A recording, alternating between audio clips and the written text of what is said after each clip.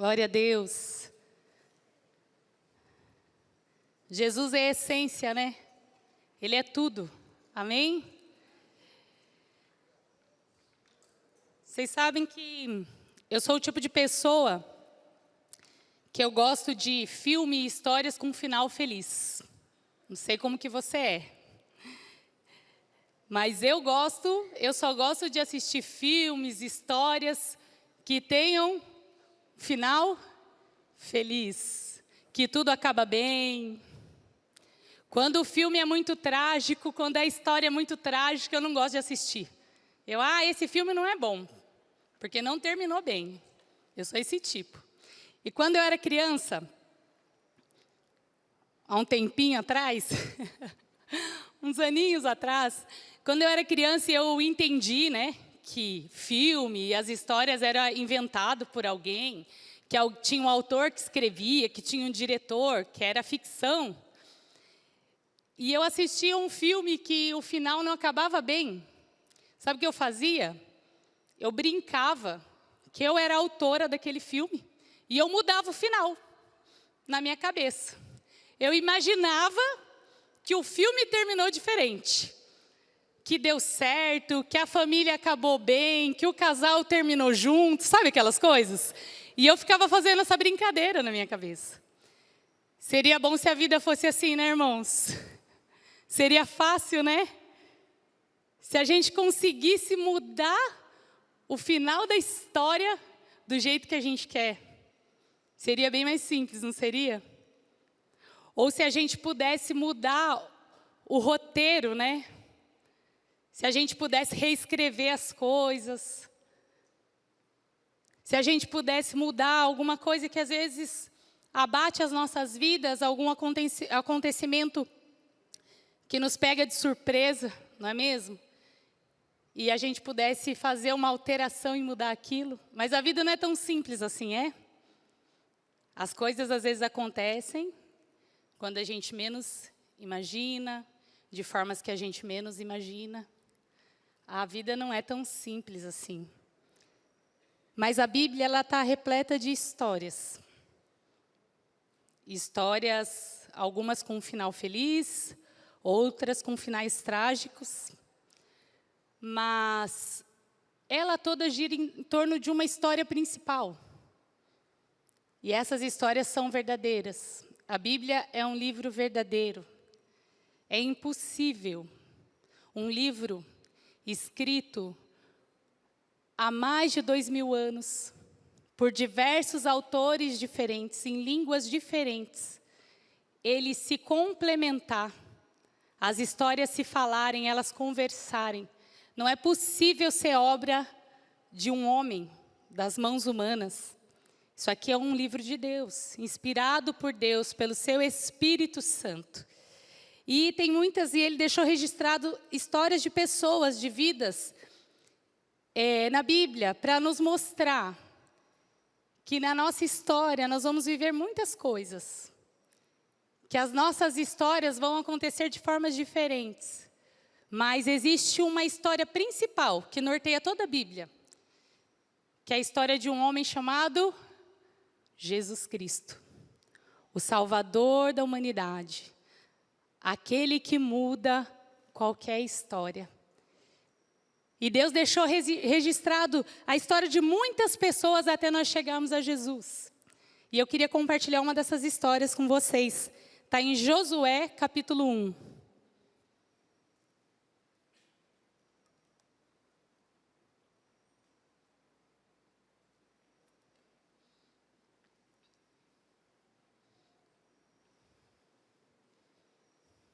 Josué 1:1.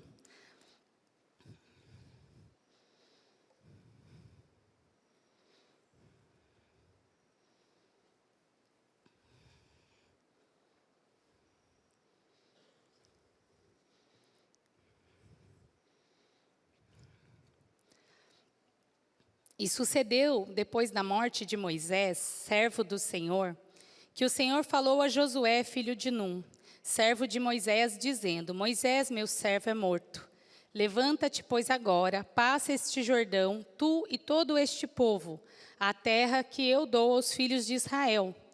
Todo lugar que pisar a planta do vosso pé, vô-lo tenho dado, como eu disse a Moisés, desde o deserto e desde este Líbano, até o grande rio, o rio Eufrates.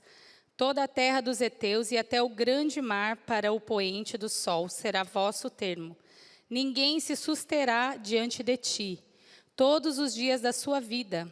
Como fui com Moisés, assim serei contigo. Não te deixarei, nem te desampararei. Esforça-te e tem bom ânimo, porque tu farás a este povo herdar a terra que jurei a seus pais que lhes daria. Aqui, Josué está com todo o povo hebreu, né, que o Otávio falou aqui no dízimo, mais de 600 mil homens, para entrar numa terra que Deus tinha prometido que seria deles. Eles teriam que conquistar aquela terra. E nesse versículo 6 ele fala para Josué, Deus está falando, Josué, você vai à frente desse povo e vai conquistar essa terra. E ele fala, esforça-te e tem bom ânimo, porque essa terra eu jurei para os seus pais. Só que nesse caso ele não estava se referindo aos pais de primeira geração de Josué. Ele estava se referindo aos seus antepassados. Porque Deus tinha prometido essa terra a Abraão. Deus, ele escolheu Abraão e fez de Abraão uma nação que até hoje é a nação de Israel, os judeus. E naquele tempo, Deus estava falando para Josué, Josué, eu prometi a seus pais. Então Deus estabeleceu um propósito. Deus estabeleceu uma meta. Deus estabeleceu um plano. E Ele faz isso conosco também. Deus primeiro, Ele estabelece um propósito, Ele estabelece um plano. E aí Ele diz para Josué, Josué, é você que vai guiar esse povo. Irmãos, caiu bem na vez de Josué. Acho que eu ia pensar, Deus, justo na minha geração, justo na minha vez, eu vou ter que entrar e conquistar essa terra, Deus. Vocês sabem que Deus tem planos e propósitos para a humanidade. Deus tem planos e propósitos para nossas vidas, que nós não sabemos quando vai acontecer, e o que vai acontecer e como vai acontecer. Mas Deus tem planos e propósitos, e pode ser que seja na sua vez. Dá um cutucão em quem está do seu lado aí, se você conhece. Se você não conhece, só fala, olha, pode ser na sua vez. Você está preparado? Bem na minha vez, Deus. Conquistar essa terra. E Deus, Ele incentivou, Ele estimulou, Ele impulsionou Josué. Porque era necessário muita coragem. Era necessária coragem, sabe por quê, irmãos? 40 anos antes, eles tinham ido sondar essa terra. E eles viram que lá tinham gigantes enormes, que era um povo de guerra, um povo duro. E Josué estava no meio desses espias. E, de repente, o líder deles, que liderou durante todos esses anos o povo, Moisés, morre. O seu líder morre. E ele tem que liderar um exército para invadir a terra prometida. Então, essa palavra que hoje a gente vai compartilhar fala sobre gerações. Como Deus trabalha de geração em geração. Como uma geração anuncia a outra geração as obras do Senhor. A promessa daquela terra tinha sido dada há mais de 400 anos atrás. Mas foi justo na vez de Josué que a terra teve que ser conquistada. E pode ser na minha e na sua vez, você crê? Amém. E quando Josué começou a organizar a conquista da terra, o primeiro lugar a primeira cidade que eles foram conquistar se chama Jericó. Quem já ouviu falar de Jericó? Tem uma música bem famosa, né? Eu não vou cantar, irmão, senão vocês vão ter que ir embora, vocês não vão aguentar, não vão suportar. Não tem acústica que favoreça a minha voz. Mas tem uma música que fala, vem com Josué lutar Em Jericó, vocês conhecem, né? Porque foi uma guerra sobrenatural em que eles venceram através da adoração a Deus. Foi sobrenatural. Mas antes deles vencerem, eles mandaram 2 espias naquela terra. E essa é a história que eu quero compartilhar com vocês. Josué 2, a partir do versículo 1.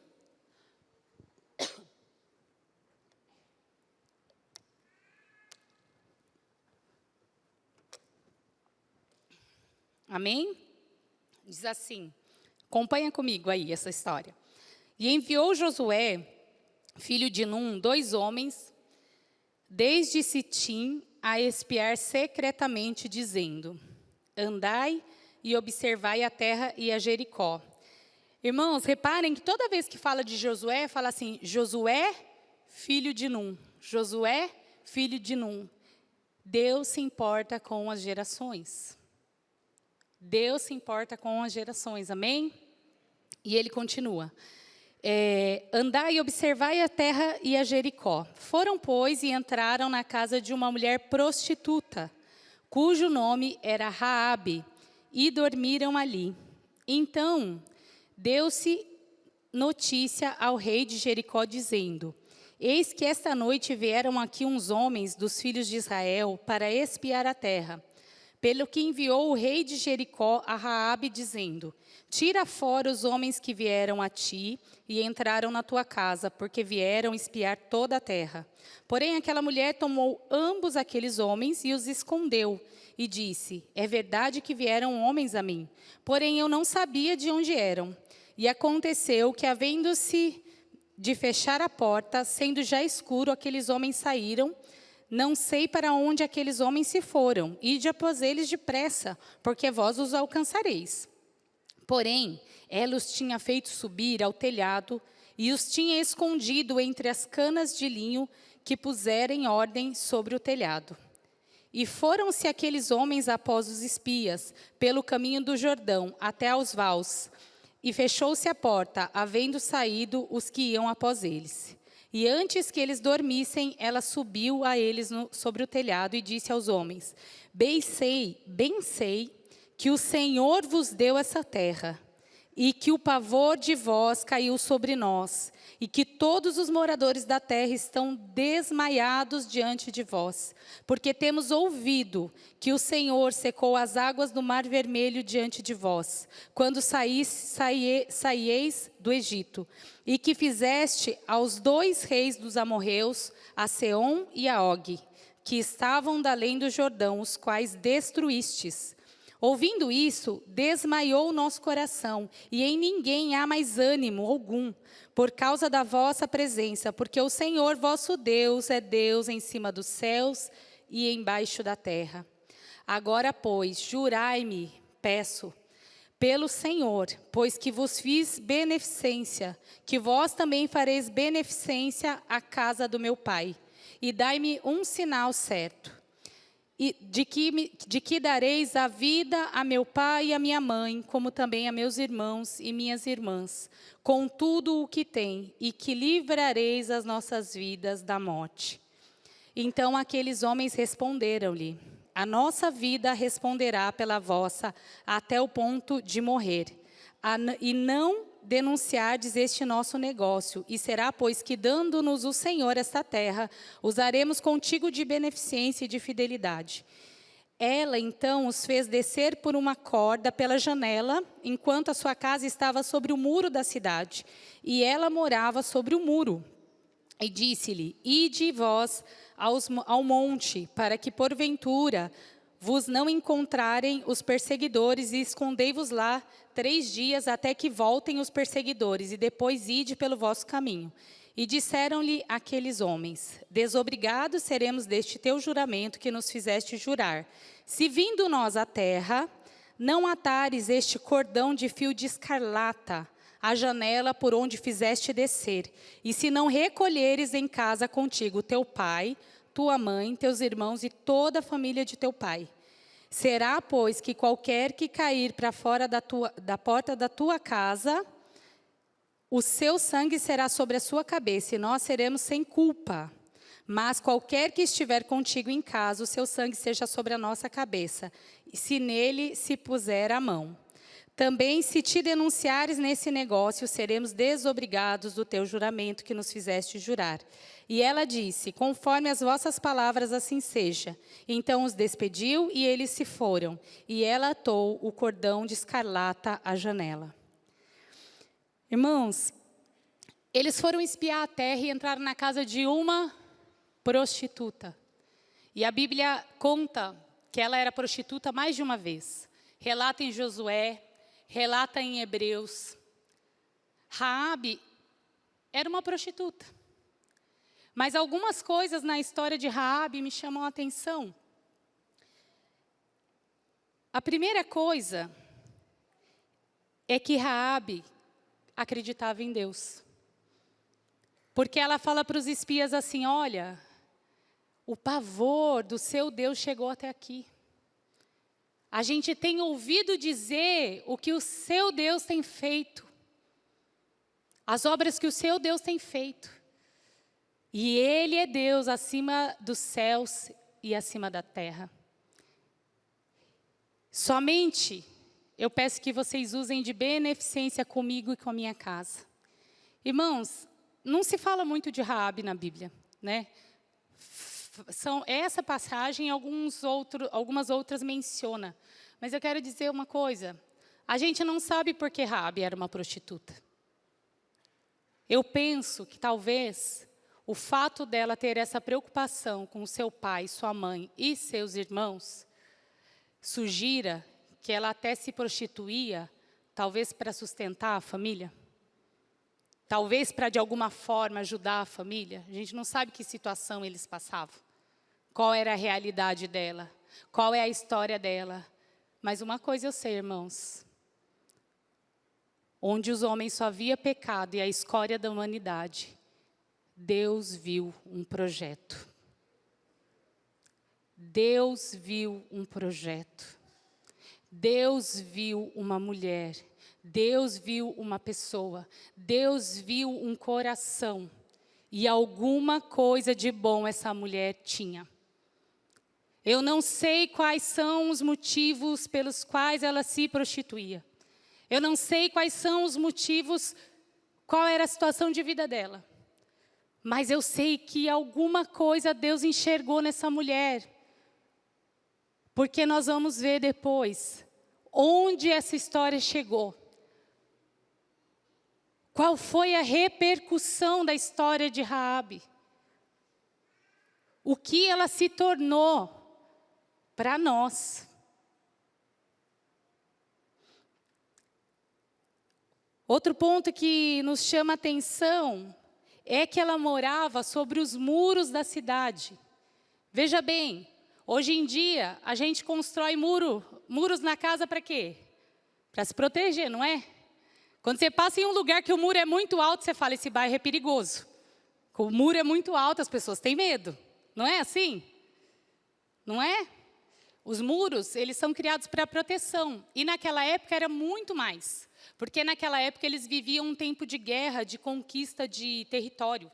Então os muros literalmente eram para proteção. Imagina que Raabe e sua família moravam em cima dos muros que protegiam a cidade. O que isso significa? Num ataque, quem seriam os primeiros a ser mortos? A família de Raabe.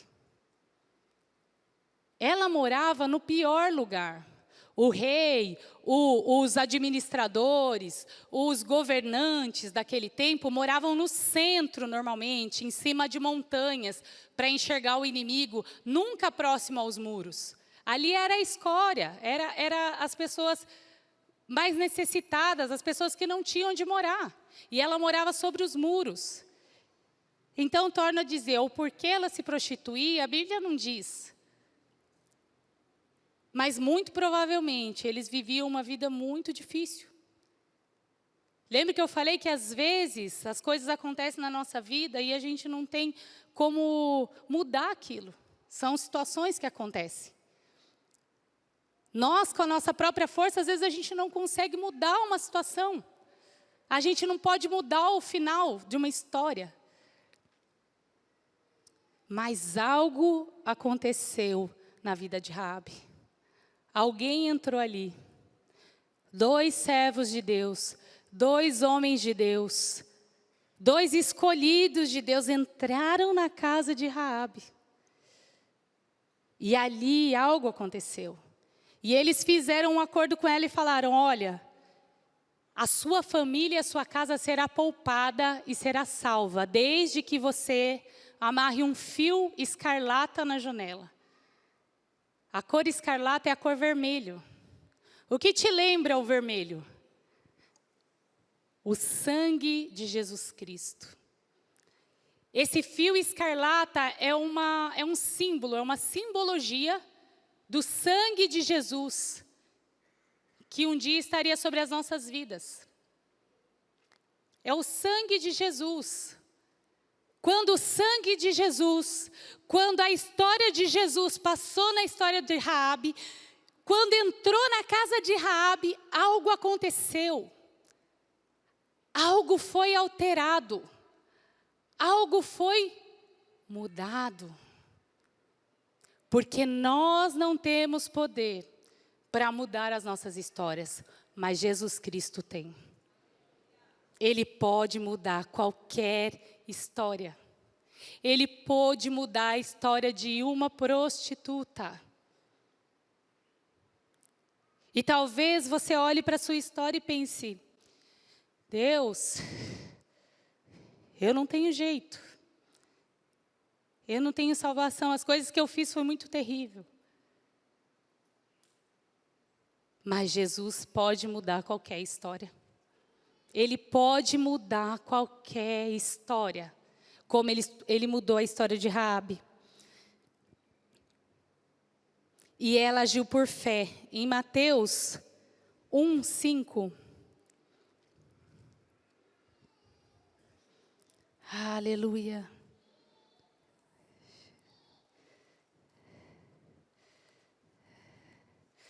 Mateus capítulo 1, versículo 5.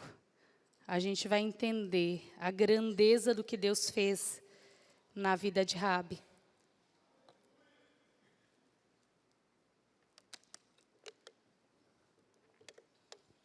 Aleluia.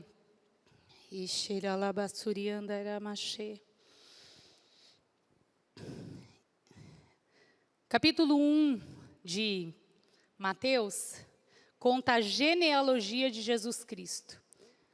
Deus fez um plano, que é essa história que permeia a Bíblia toda, que é a história de Jesus Cristo, o Salvador da humanidade. Através de Jesus, do sangue de Jesus, nós somos salvos. Nós recebemos a eternidade. Ele é o Salvador do mundo. E no capítulo 1 de Mateus, ele vai contando a genealogia.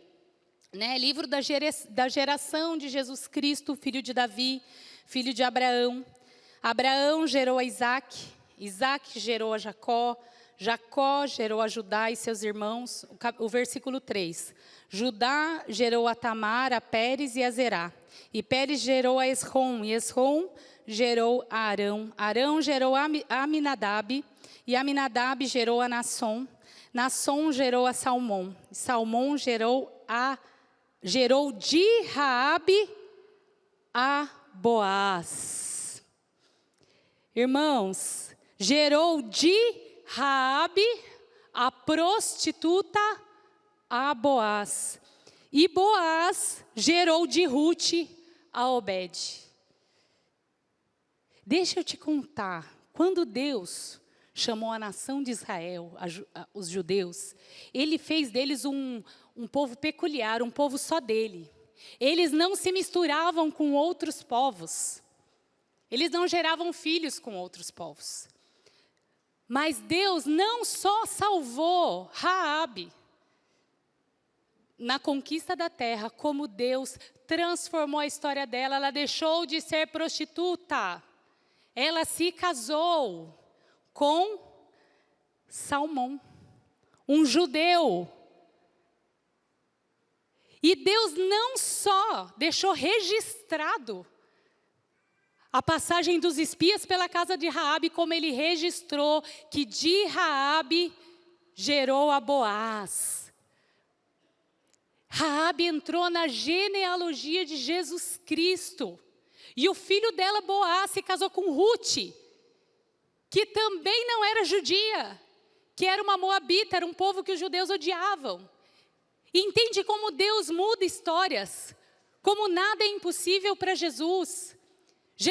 Deus pegou uma prostituta e colocou ela no centro da história bíblica, na genealogia de Jesus Cristo. Deus usou Raabe para essa palavra chegar até nós, até mim e até você. Deus, Ele ama e quer salvar a humanidade, e Ele pode mudar qualquer história. Não importa quão terrível seja a sua. Eu vou pedir para o louvor já vir subindo. Irmãos, deixa eu falar uma coisa, como começou essa palavra no meu coração. Eu estava na minha casa, e minha casa vive cheia de adolescentes. E eu olhei para aquela menininha ali, ó, Alice. Falei para ela, vou falar de você. E essa menina é uma bênção. Ela é filha dos meus amigos, pastores Cadu e Adriela. E eu estava olhando para ela, irmãos. E a pastora Adriela, esses dias, ministrou aqui no culto. E contou um pouco da história dela. Irmãos, e na hora, o Espírito Santo falou comigo. A Adriela, com 11 anos. Quem tem filho de 11 anos aí? Levanta a mão. 11 anos. Hoje ela é pastora, né? Mas com 11 anos, ela se envolveu no mundo das drogas. 11 anos. Vocês têm ideia? Com 13 anos para 14, que é a idade que a Alice está hoje, ela já estava numa situação crítica, envolvida com drogas. Sabe? Irmãos, se Jesus não tivesse entrado nessa história, a Alice não existiria. Ela é amiga da minha filha, está na minha casa quase todo dia, as duas, uma na casa da outra. A minha filha não teria essa amiga. Você sabe por quê, meus irmãos? Porque ela poderia ter morrido numa overdose. Como tantos jovens morrem em overdose. Se a Adriela tivesse morrido numa overdose com 13, 14 anos, a Alice não existiria. Vocês entendem? Então, quando Deus salva uma vida, quando Deus salvou Raabe, Deus não salvou uma pessoa, Deus salvou uma geração. Deus, Ele salva geração após geração. Eu gosto de imaginar o que teria acontecido com a minha vida se Jesus Cristo não tivesse entrado na minha casa. As minhas filhas talvez não existiriam. Mas, irmãos, uma vez eu estava numa viagem missionária e uma jovem disse para mim assim: pastora, eu não tenho um grande testemunho. Às vezes eu fico pensando, o que eu vou contar? Eu não tenho um grande testemunho. Eu sempre fui da igreja.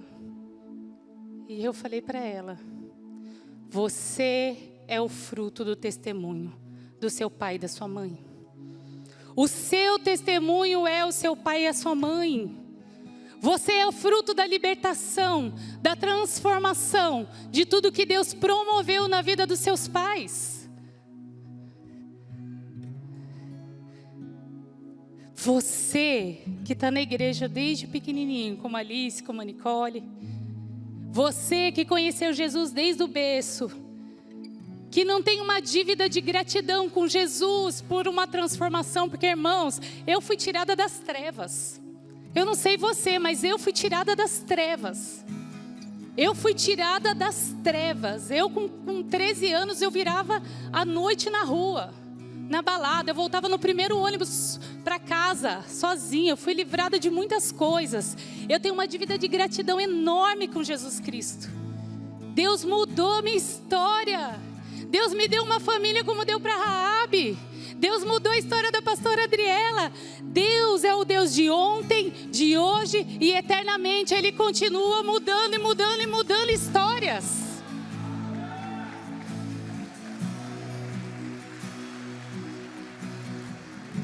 E sabe,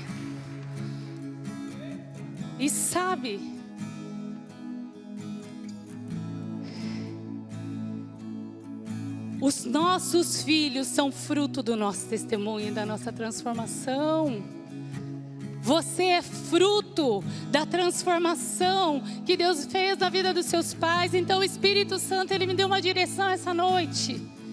A gente vai adorar Jesus. Enquanto a gente adora, eu vou pedir para todos vocês que são filhos, que nasceram na igreja ou que estão aqui desde pequenininhos, que não tiveram uma libertação, que não vieram do mundo, que não passaram essas coisas, mas são frutos da transformação da sua avó, do seu vô, dos seus pais. Eu vou pedir para você vir aqui embaixo, aqui na frente, que nós vamos orar, para que Deus coloque uma gratidão tão grande no seu coração, para que Deus enche o seu coração de amor, porque essa obra tem que continuar, tem que ecoar, tem que ser dita.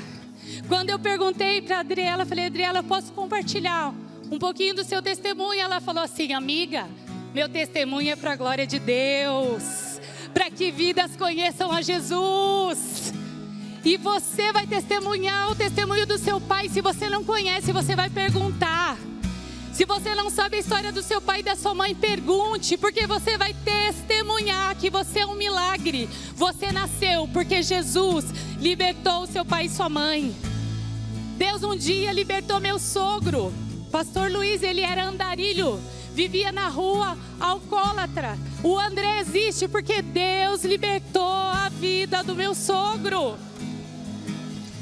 Entende? Deus trabalha de geração em geração. E Deus quer trazer uma unção nova. Uma unção nova. E vocês, meus irmãos, vocês que são filhos, vocês vão chegar muito mais longe do que nós chegamos, em nome de Jesus Cristo. Aleluia! O Senhor te abençoe e te guarde. O Senhor faça resplandecer o seu rosto sobre ti e tenha misericórdia de ti. O Senhor levante o seu rosto sobre ti e te dê a paz. Em nome de Jesus. Amém. Deus te abençoe. Que você tenha uma semana maravilhosa na presença de Deus. Amém.